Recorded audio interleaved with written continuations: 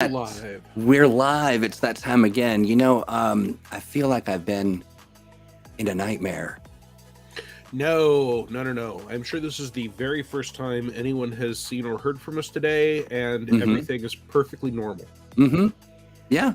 It feels normal. It feels normal, actually. It's ThursdAGE, and yeah, we're kidding. We know there's something going on. We had to flip over. Thank you, Duke, for jumping back. We had to flip over to a different browser, and Restream is just that kind of thing. We had to turn the internet off and back on again, so we apologize for the inconvenience of everyone in the world not being able to communicate for a few seconds. Chris is like, perfectly normal. Thank you. Now, is it Archimedes? It looks like it's Archimedes. I like that. Yeah, I like that. Who's doing 3035 Green Ronin stuff? So that's some old school fandom. Okay. Well, you know what? I don't want to belabor this. But I do need to do something here real fast. You don't want to belabor it, but that doesn't mean you're not going to. Right, exactly. I'm going to continue to belabor as I'm wont to do. But heck, why don't we just do this? There we Ta-da! go. There's the full horror that is my pandemic flu pneumonia beard. You are a sight for sore eyes, my friend. I know that you weren't feeling so good, but you're back. And I'm back. Slowly in little, easily digestible pieces. That's how we like small bites of Owen. Small bites of Owen. That's absolutely wow. That's creepy. Wild Owen appears. Yay! Yes, very much. Gotta catch me all. Yes, gotta. We just won't follow those to their conclusion because it will help no one. Okay, so we're back. We are connected. I see you. You hear me. We see folks in the chat. Thank you so much for your patience. And we're talking the Age Creators Alliance. Yes, and absolutely are. And it's exciting. I mean, when you think about all of the stuff that this affords people, it's pretty remarkable. And you get to you're a published author. Yeah, totally. Like you get to make real cash money.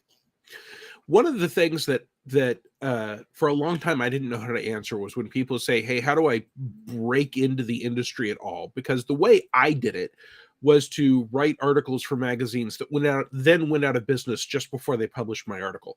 And I did that several times. And I know that sounds like a joke, but the fact of the matter is that was an extremely helpful introduction, both to what the industry is actually like, and that people will sometimes go out of business before they publish your stuff. But also, I worked with a lot of different editors and a lot of different developers and a lot of different companies. So when my first article actually came out in Dragon Magazine, I already had some idea what I was doing. And those magazines don't, as a collective, exist anymore. I mean, I wrote articles for and was accepted by Pyramid and Dragon, and many years later, Dungeon. There was a magazine called Troll. There was one called Shadis. There was one called Campaign. There was one called right? D8. What? And this was big business, right? I mean, it was a major community hub. Several. Yeah. A lot of those magazines were big deals with circulations of over 100,000 at the time, and we're talking here about the 90s. So this is ancient history for most people. But that is how I came to the attention of people at most of the companies I worked at, right? I mean, working for Wizards of the Coast, I worked for their magazines before they ever hired me. Later, I worked for the same magazines for Paizo before they hired me freelance and then full-time and now freelance again. It was at Wizards of the Coast that I met Nicole and Chris, which is how I started getting work for Green Ronin. Rogue Genius grew out of Super Genius. Super Genius grew out of me working with people at Wizards of the Coast. Working for stuff for Kobold was Wolfgang Bauer, again, back to Wizards of the Coast. So that's how I broke in. And without that environment, I mean, some of those magazines still exist. I still absolutely think if you are interested in the things they do, it's worth looking them up. So I would absolutely recommend you look at like Wayfinder, which is an amateur fan magazine done for Paizo. I would recommend that you look at Dragon and Dungeon, which I believe currently exists in digital editions, Pyramid, which has an online. But I think another option that exists now that did not exist when I was trying to break in is to start with short, relatively easy things in whatever community content program has a game that excites you. And of course, we are here on ThursdAGE, so the Age Creators Alliance is what we are mostly talking about. But it is an opportunity to learn a little bit about layout and a little bit about rules design and a little bit about feedback and to get people's attention. There are several things up already, mostly adventures and campaign settings, which is great because I think that's a huge area where you can dip your toe in, do a little something, get community feedback, get some experience working on age games. And I am actually a little bit reminded when the D20 system first went up, when D&D went up in 2000, there were professional companies that were doing things like, hey, here is a 8.5 by 11 piece of paper folded 3 ways to make the tiniest little adventure, and they were selling them in game stores, and the economics of that does not make sense for a newcomer. But you can perfectly well say, I've got an idea for 1 page of adventure content or 3 pages, or if you're a madman, I've got an idea for 300 pages of adventure content. But I strongly recommend starting small, working your way up. But it's a great opportunity to test out those skills in a environment. And I think that is definitely one of the ways that people are now managing to break into the industry. And for that matter, you can build your own fan base, right? If you have, I'm looking, for example, at Cult Survival and Serpent Tower, which are from Peter Rudkensbergus on the Age Alliance. And these are adventures, modern age compatible, that have a very specific aesthetic. It's like 1 page front and back as a PDF for $2, and there are already 2 of them out. And there's a little bit of black and white art, and it's got the modern age compatible logo and the community content stuff, and a few maps, and it looks like a fun, quick sketch of an adventure, and there are 2 of them. And if there are people who enjoy that, if that gets a backing behind it, then he can directly access the fan base. There are also things that already have big 5-star ratings. You've got Flight of the Wayfarer, which is 11 pages, so it is much bigger. But it has a 5-star review from what appears to be our very own Rain.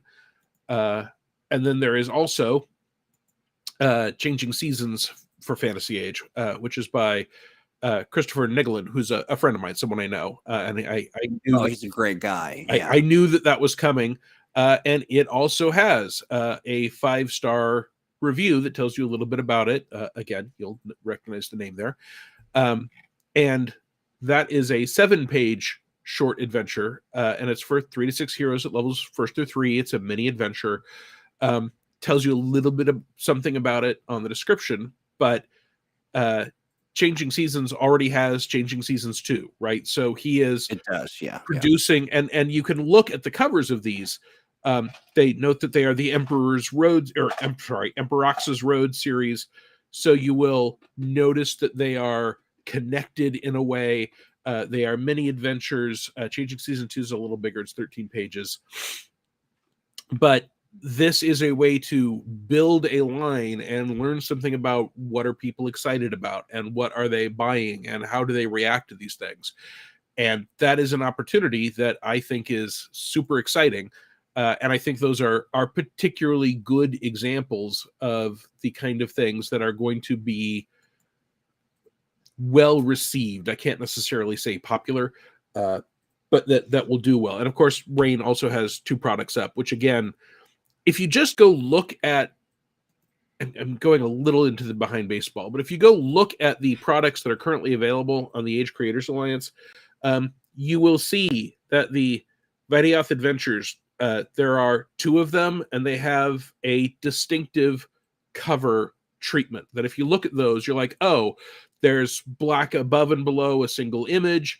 The Age Creators Alliance logo is in the lower left-hand corner. The Fantasy Age compatible is in the lower right-hand corner. It has a line, Vidyath Adventures, It's on the screen. across the top. I'm sorry? It's on the screen. Okay, great.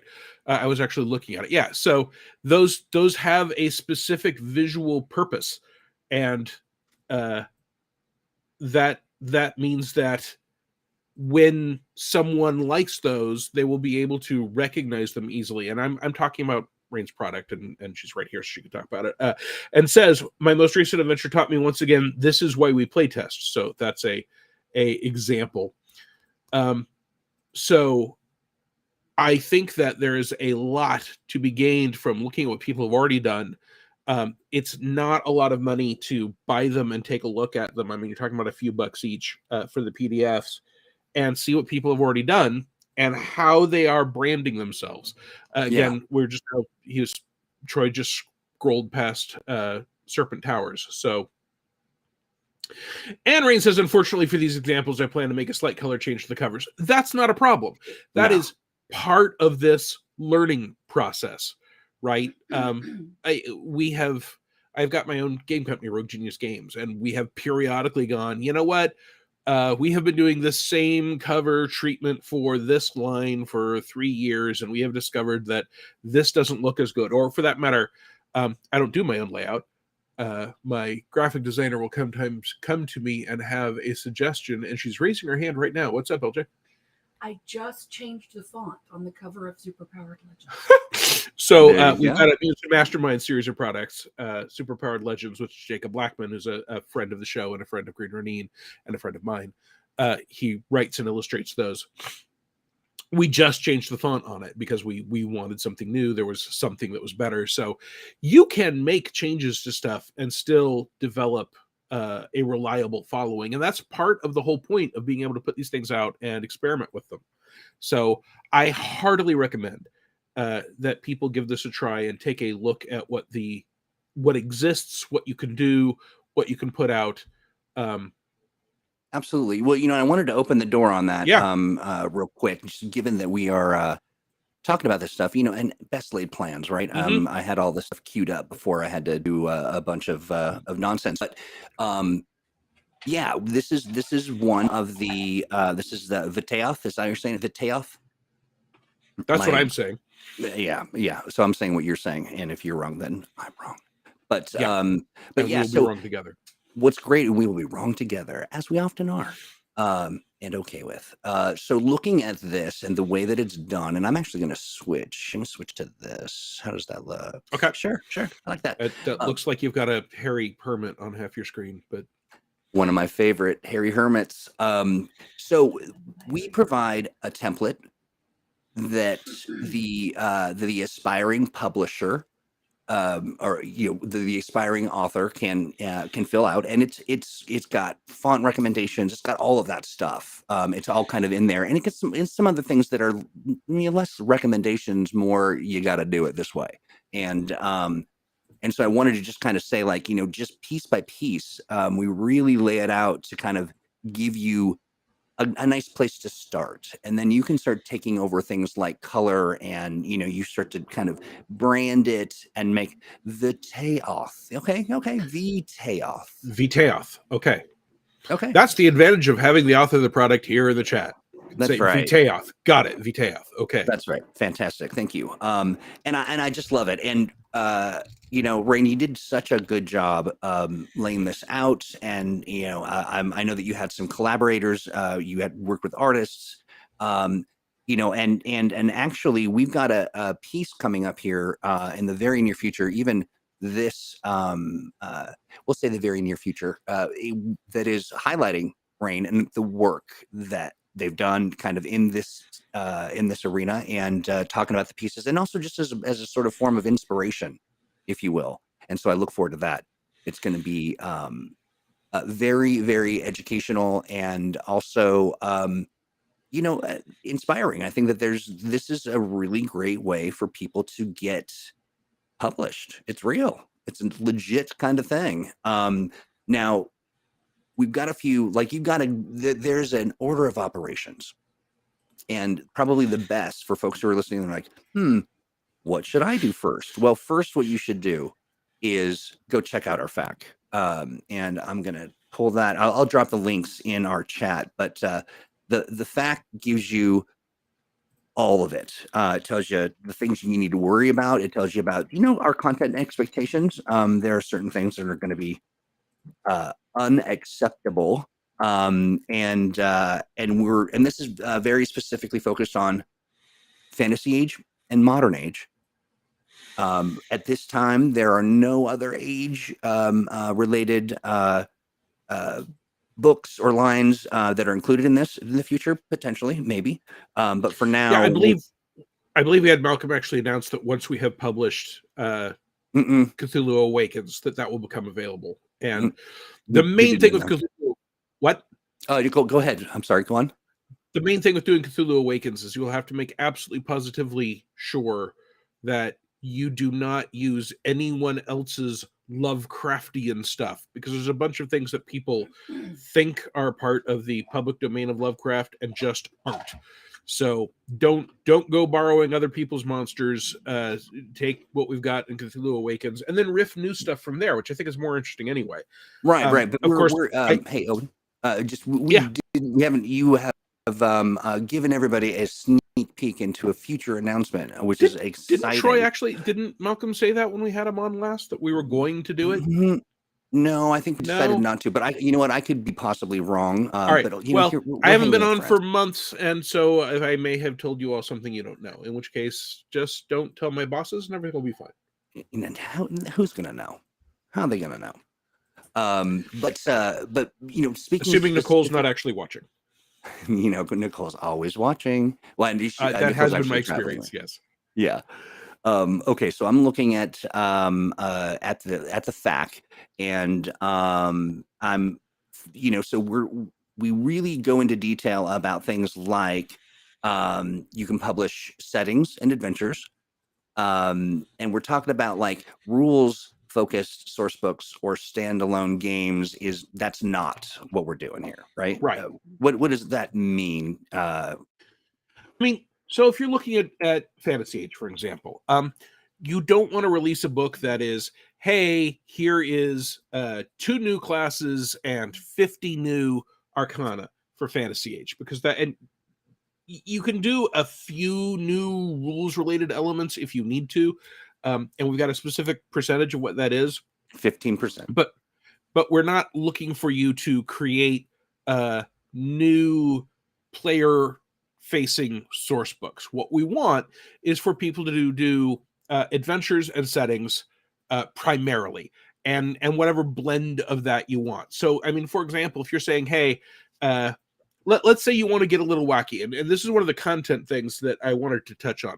Let's say that you're like, I really enjoy Fantasy Age, but what I really want to do is Fantasy Age in the style of Saturday morning cartoons. So I want everyone to be running around with Nova swords, riding 4-winged grunt beasts that allow them to fight the evil forces of Lich Lore, who is normally a shriveled old man, but can turn into a pair of twin raging dragon monstrosities. Okay.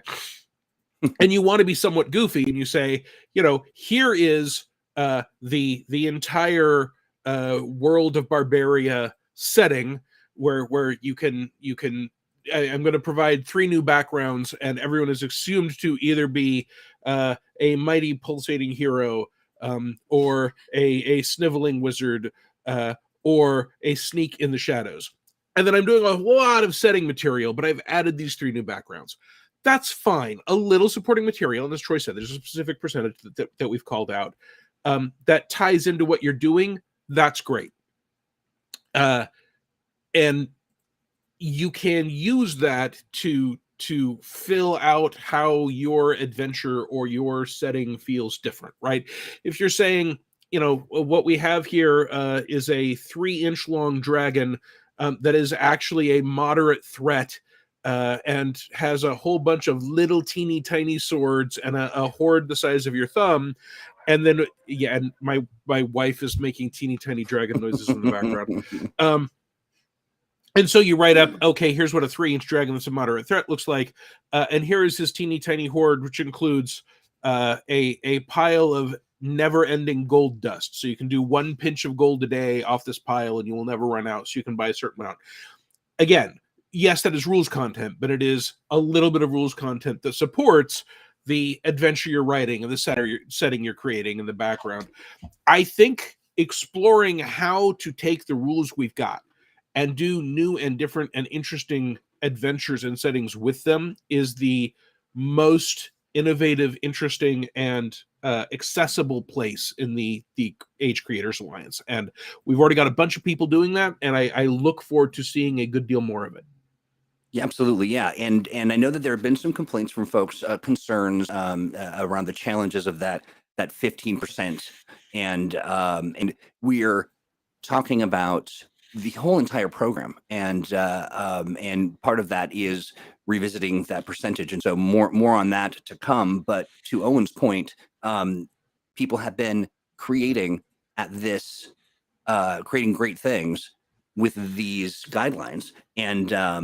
And so the other thing that's important to note is that art has always been, people are like, I need some artists, and and artists need business, and by and large this is a business.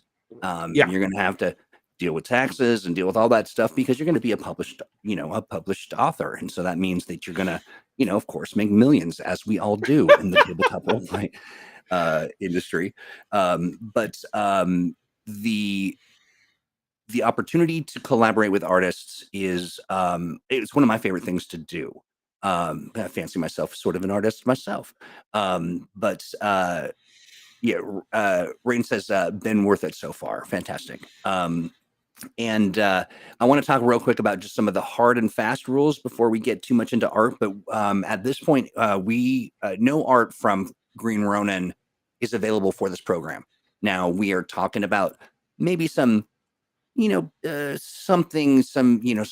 guess like atmospherics, or something to kind of set the mood or tone, and we certainly have a tremendously huge library of graphics and things, and so we're looking at that, especially in the world of VTT, that kind of makes kind of opens the door for more of those conversations, but where things get really tricky and there's really no negotiation is when we talk about things like logo and trade dress. And that means that, the Age Creators Alliance logo has to be on the cover, and in the credits page of your work. You can use Fantasy Age or Modern Age compatible logos, but they must be discernible and legible at normal full screen viewing. The size, viewing size rather, but do not need to be so large, and they shouldn't be the primary logos or titles on the cover, but they should be recognizable. And then we get into some legal stuff. Essentially, we made it easy. We just need you to include the text that is in the template that just talks about how it's this, we license the product to you. You were able to use it, Fantasy Age, Modern Age, and it's the agreement, essentially. And then the other, kind of critical thing is the understanding that your work or advertising or promotion, press releases, or other things, absolutely we will not and have no tolerance for the things, right? Racism, homophobia, discrimination, and other repugnant views. And also make sure you have the legal rights to anything you publish. Like when we say you cannot use any Green Ronin art, that doesn't mean you can go use Marvel or DC Comics art, right? What we're telling you is we have not licensed you any art, and you have to have the legal right to use any art you use. Now, there's a lot of stock art available out there, and you can get some great stock art that looks tremendous, that's very on theme for either modern or fantasy adventures, and use that however sparingly you have to. Some of it by Jacob. And in fact, you can do it for a few dollars. As my wife points out, shameless self-promotion, we've got stock art through Rogue Genius Games on drive-thru that you can look at if you want to. Some by Jacob. Nice. Including some by Jacob.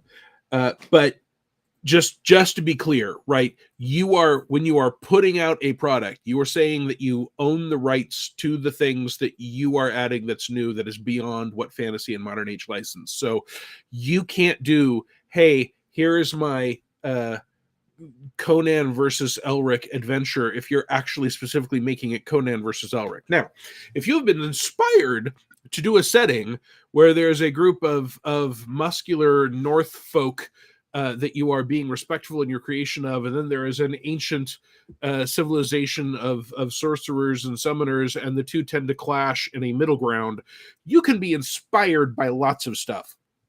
You just have to not be violating copyright. And we're not in a position where we can say, okay, this is far enough. You really do need to take understanding intellectual property relatively seriously, but that is true for any initial publishing adventure. I have famously, well, not famously, I have dealt with some issues where people have turned over to me as a publisher stuff that they created, where I'm like, okay, but you have very clearly created exact replicas of every character from the first 3 Star Wars movies. And it is one thing to say, hey, I am inspired to have a modern age game where there is an order of psychic knights that have psi swords that happen to glow and allow them to deflect things, and they are constantly working against the Hata, which is an evil psychic group that draw psychic energy from negative emotions, especially from other people, right? That is clearly inspired by some existing IP. But that is different from saying, okay, here is specifically a guy all in black with a red psi sword and a helmet and a breathing problem, and here is his son who happens to be a farmer and have a white or blue psi sword, and he's got a mentor and a friend who smuggles, and the smuggler has a big hairy dog that happens to have a bandolier, right? So know the difference, and you can go research those questions, but it's super important, not just for this program, but knowing the difference between inspired by and violating the intellectual property of is just an important part of this industry. You know, if you get to be a big time publisher, or even a prolific small time publisher, which is more like what I am, where you're putting out a fair amount of content, or even if you're only making pizza money per product, you still need to know. And, you know, don't get me wrong, I like pizza.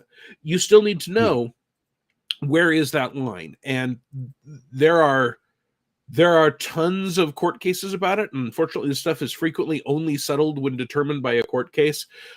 Like, yes, there's a satire exception, but you have to, it was determined that the Wind Done Gone was not, in fact, legally protected satire from Gone with the Wind.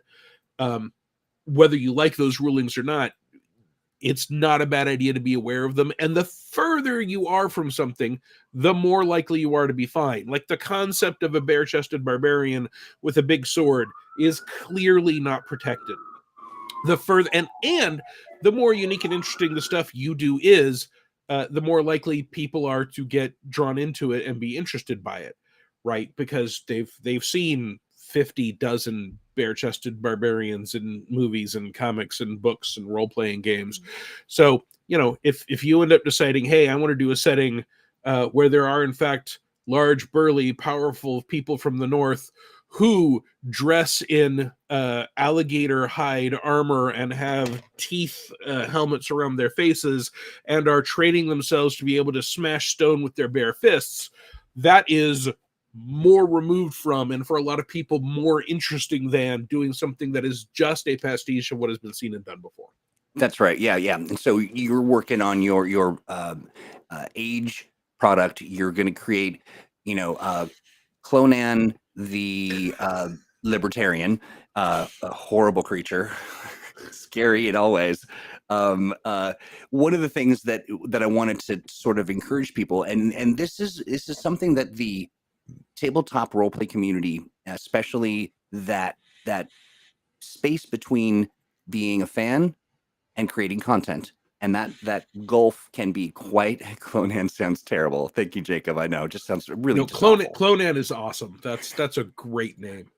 Clonan, but Clonan the Libertarian. Mm-mm. Yeah. All right, well, how about Clonan the Librarian? Okay. Now that is like great. Yeah, I'm a big fan of librarians. But hey, the thing to remember is you want to create a sustainable.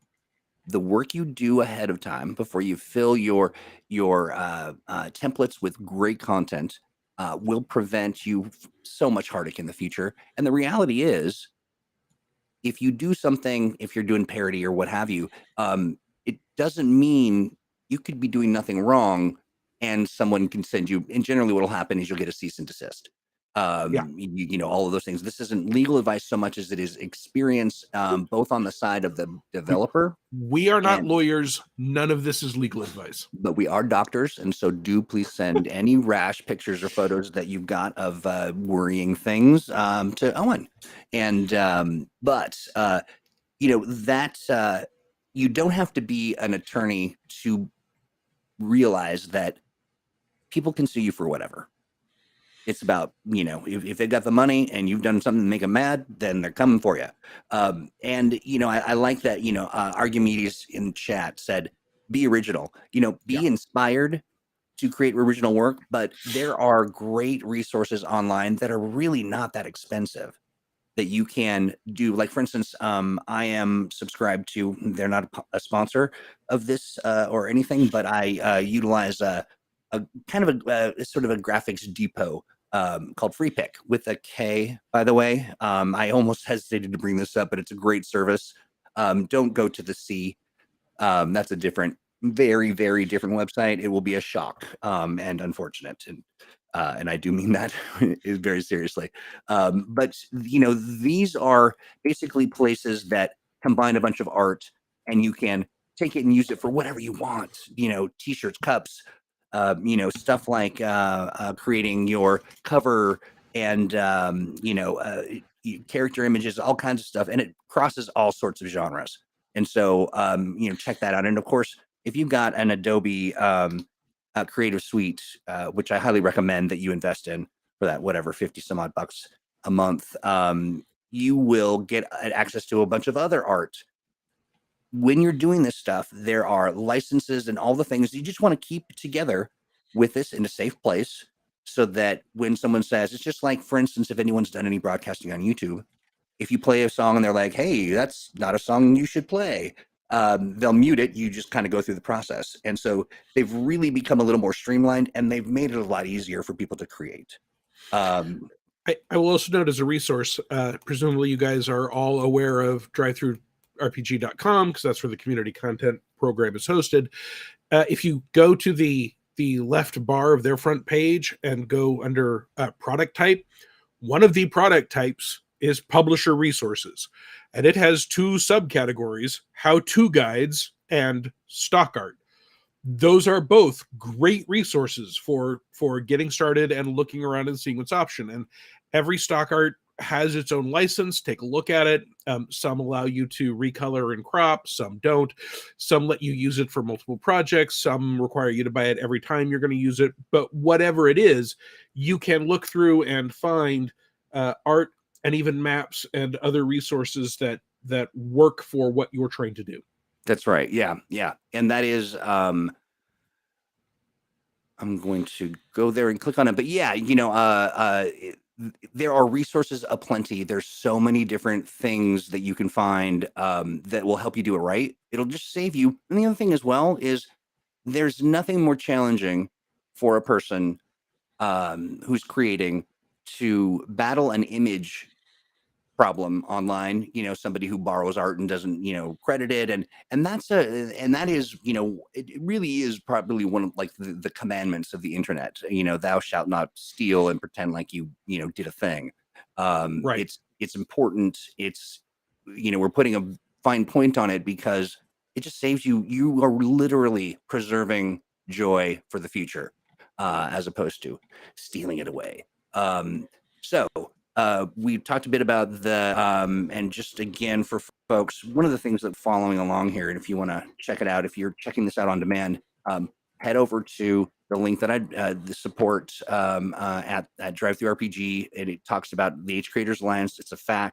It really is. It is not overwrought. Not a lot of crazy legal stuff to kind of dig through. It's very straightforward, and it gives you the links, and you're on your way. And one of the things that I was thinking about when you're talking to people who are, let's say you are creating, because I am so close to the process and I can see, conversations that have been around, you can lean in and connect with people who are doing this work and they know you and they know the process. For a person who's creating this for the first time, now we can't necessarily offer in-depth courses on that's what ThursdAGE is for. But what do you recommend? How do you recommend folks connect to that sort of community, and how should they engage to sort of help keep them on the road to getting it done? So first of all, I think there are online communities that can be useful for this sort of thing, and I don't want to recommend any specific ones because I don't control any specific ones, other than I guess my website, which is owenkcstevens.com, which is less a community and more just me talking at people, although I do sometimes talk about industry stuff, so maybe that'll be useful.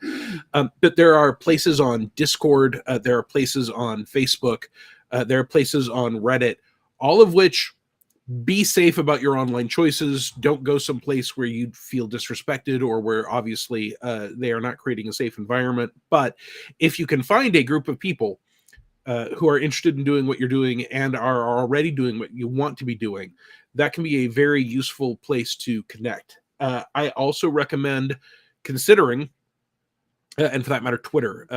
RPG Twitter is a relatively lively and active place, and I mean, I'm a dinosaur. I'm sure there's Instagrams and Spaces. Whatever. Dinosaur book. Dino book. Yes, absolutely. Dino book, yeah. Go out there and look. You can just do a Google search for Fantasy Age Creators Alliance community and see if anything pops up. When it comes to actually having the motivation to do this stuff, this is one of the reasons why I recommend you start small. I personally, when I'm trying to do a small freelance independent project, something where I make all the decisions and I'm going to put it out, I actually really, really like to pick my art and maps first. So what I mean is I will go to some of those publisher resources I've looked at, and let's say I want to do a 5-room dungeon.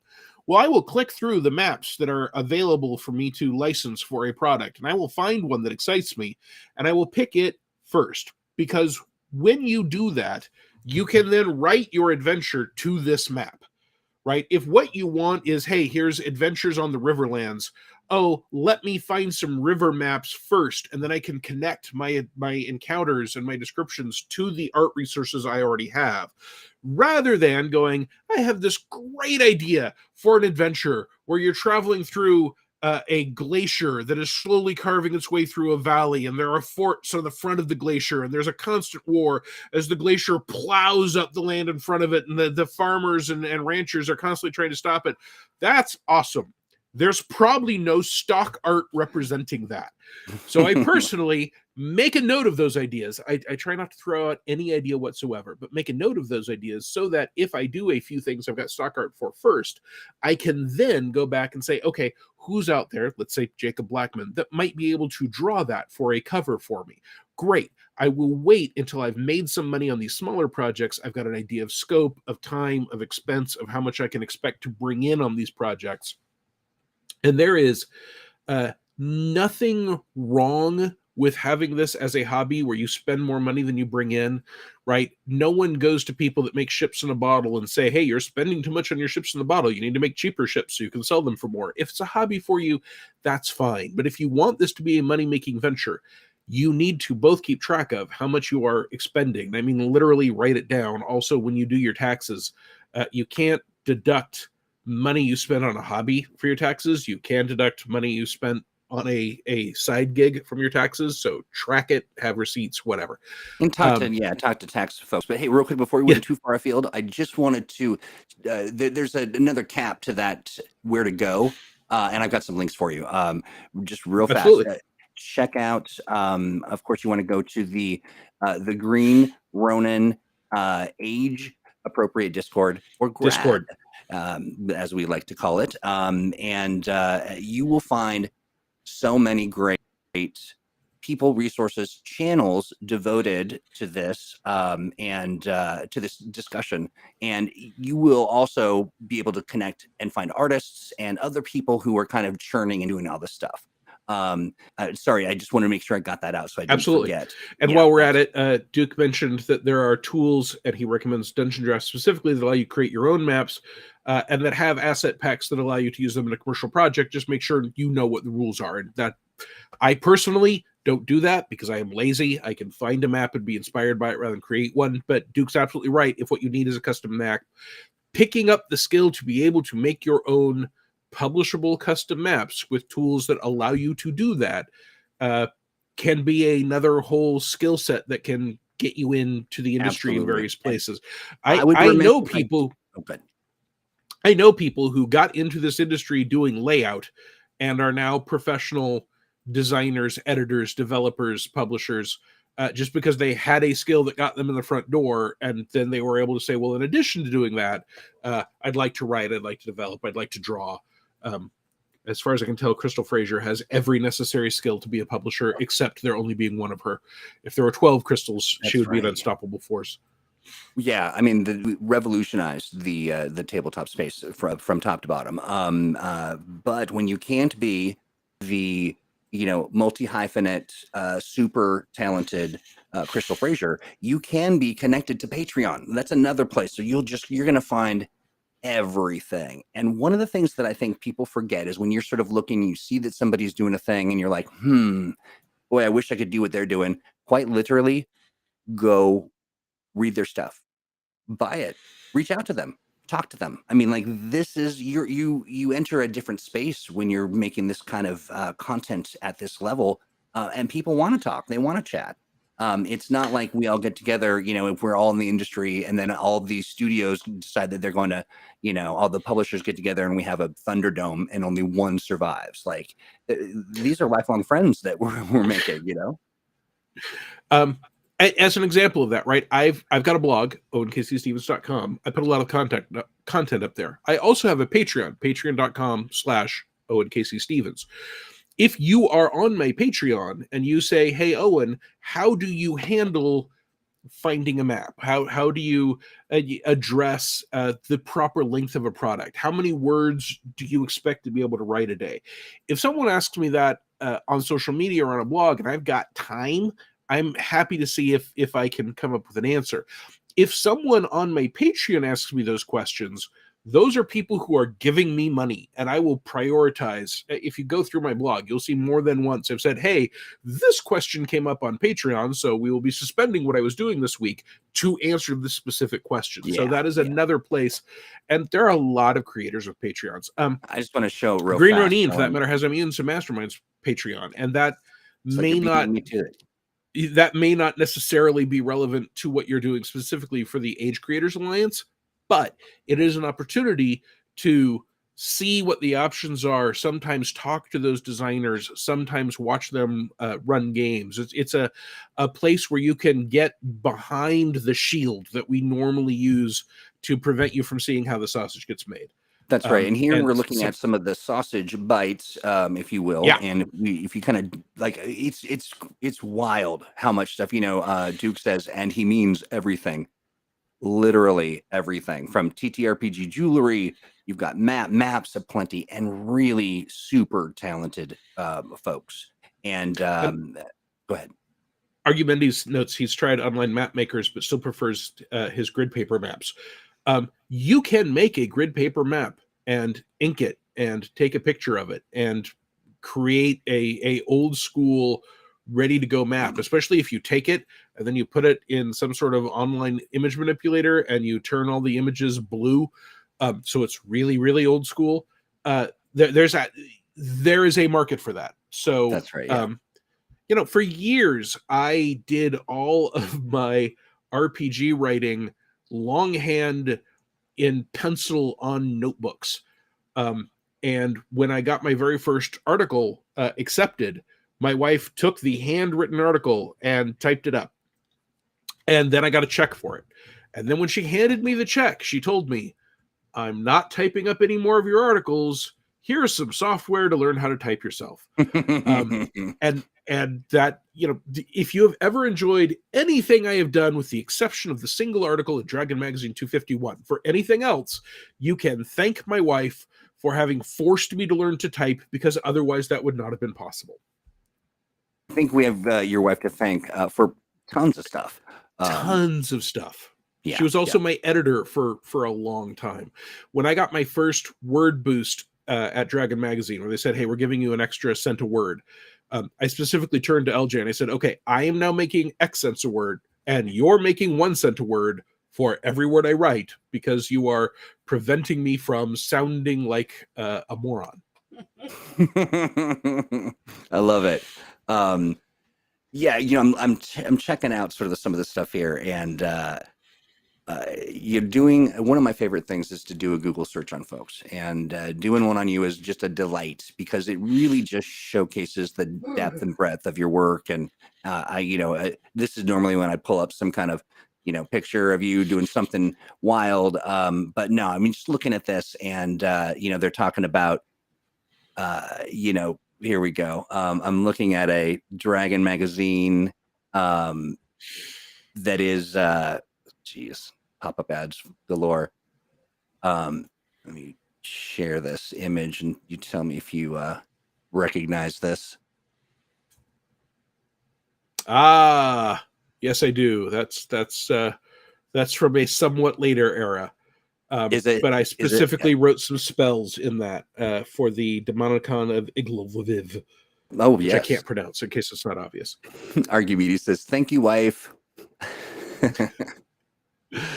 LJ, someone specifically said "thank you, wife" in the comments on this show, so I wanted you to know. You're welcome. Yeah. So, okay. So go ahead. We are well past normal time. Yeah, I know it's Igwilv, Jacob, but I still can't pronounce it. Get him, Jacob. It's fine. Well, Ed, I actually borrowed, I believe, Caverns of Chaos from Jacob for writing that article. So that is how deep some of these relationships go. I like it. I would spend some time sort of exploring definitely the world of the past as you're putting together your future publishing dynasty. The place to connect with people is where they're hanging out, and that's here. Yes. That's as Owen was saying, TTRPG Twitter, joining some Facebook groups as well, but also it's important that you create your own network, and that you maybe not leaning totally into strangers that you meet on the internet, and you will amass a collection of people that you'll have a person for that. Whatever it is that you're looking for. I also want to make a note. I just recently had a good friend who's a member of the RPG writer, developer, publisher, he's all of those things, universe. Note that a fan of things that he has done, who he does not know well, right? This is not a deep friend of his or someone who's got years of, this is just a fan of his stuff, who out of the blue emailed him and said, hey, here's a spreadsheet for my Kickstarter. Can you give me some advice, particularly as it relates to cost, producing a published professional work, advice on what some of the costs would be? Are there any categories I'm missing? And some of the category missings were things like editing and printing.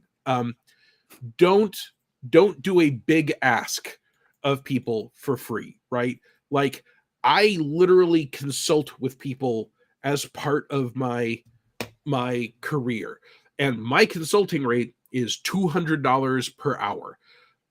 Now, I do this every penny here free. I do blogs that you can access free. If you are someone I have ever gamed with, had at my house, shared a meal with, chances are you can ask me, hey, Owen, do you have an opinion on whether A or B is a better idea? I've got business partners that not only do I regularly give advice to, I regularly get advice from. So I'm not saying that every single word of suggestion you need has to be paid for. But I am saying that there is absolutely a professional skill of helping people with their stuff. If you are following someone and you're sharing their events and you are boosting their content and you're being polite to them, and then they open the door, right? If one of them says, hey, I'm having an Ask Me Anything, that is a great time to go in and say, do you have any advice on getting over this one specific problem? If they do, they're like, hey, I'm doing a chat. Or if they have a Patreon, you can say, hey, I see that you write articles about X. Can you write one on subtopic Y? But one of the things that Troy said is very important. You also want to create your own circle, if at all possible, right? Go out there and say, oh, I really like your stuff. And if someone is producing it at roughly the same level you are, and they write back and say, oh, thanks. What did you like about it? Then you can say, well, I really liked this, and mention I'm trying to do something similar in this product. And if they are open to that, you can then start a dialogue and build your own circle of peers. I would not have gotten anywhere without circles of peers and mentors. But you've got to take your peers and mentors, and then there's a level even above that, which are the lords of gaming from on high, or ladies of gaming, the luminaries of gaming. There we go. Who I've got the emails and phone numbers of some people in this industry that I do not call unless I have a business related appropriate contact, because they don't know me that well. We are not friends. And there's nothing wrong with reaching out and saying, hey, are you interested in this category of business thing? But if they say no, the answer is no, and you move on. As opposed to people like Jacob, who I had at my house this week twice. Obviously, if I have a question for Jacob, he's a buddy. I can say, hey, Jacob, do you think you can do X, or do you have an opinion on Y, or whatever? But again, if Jacob says, I'm busy at the moment, I need to respect that. That's his professional time. Absolutely. Yeah, absolutely. And I am just going down the Wayback Machine here. You really can, unfortunately, some of the mechanisms for saving old stuff, what do they call it? Ephemera. You can tell I'm a reader. So I encourage folks to do that, because it is sort of a fun thing to do. And the other thing is, you will find this really great moment. Like, go along for the ride. Like, get in there, enjoy it, enjoy the scenery, connect with people, have fun with this, and truly, connect with as many people as you have spoons to do so. And of course, do all the recharging and all that. But there will become a time when you see yourself and you've jumped over from being the person in the audience on the panel to being, actually leading a panel or having a discussion about the expertise that you have built. And it's really all starts with, connecting and doing the things right at the outset, which, covering yourself legally, covering yourself, covering your taxes and doing all that kind of good stuff, and making sure that, you're connecting and you've got the resources you need to create a great product. Now we're going to, I'm going to commit to it, Owen, which means that we'll probably, something catastrophic will happen, meteor strike or something. But next week, Thursday, I would like on ThursdAGE for us to just pull up some of the products and really get into it. Like, just kind of talk about each one of them, encourage folks to go give some, because they're really great, some really phenomenal resources. And so that's that. Okay, my friends. Yeah, so we Owen, so glad you're back. Thank you, Troy. Really, and really everyone. good. I appreciate it. Yeah, absolutely. Thanks to the chat as well. And check out the links that we've dropped. Make sure to head on over, check out the other sort of ways that you can start to engage with the program, and just click around, see what it looks like to actually submit something. Download the templates, check those out. And if you got any questions about this or anything else, you'd like to make a suggestion about a future topic, or you have some other things that you would like to, in the world of anything powered by age, we talk about it here. Send us a note to letsplay@greenronin.com. Don't forget to, wherever you are, friends, subscribe, like, and I was testing out a little sort of a marketing thing. I'm not a marketing person, I'm a community nerd, but tickle the bell. Tickle the bell. You like that? Nope. No? Nope. Ring the bell, I'm fine with. Tickle the bell, absolutely. You don't like tickle the bell? Okay. I don't. Well, I'm going to leave it to the audience to decide. It sounds like you ate a bad taco. Oh, buddy, I'm really tickling the bell today. Yeah. All right, no, all right. We're done. We're done. We're officially done. we are That's it. done. We are done. Have a great rest of your week, and we'll see you on Monday for Mutants and Masterminds Monday, where we got some other great stuff coming, and then again Thursday for ThursdAGE with Owen Casey Stevens. You know, we do both of those programs at 2 p.m. Pacific and in these places. So join us, have fun, and don't forget, go tickle that bell.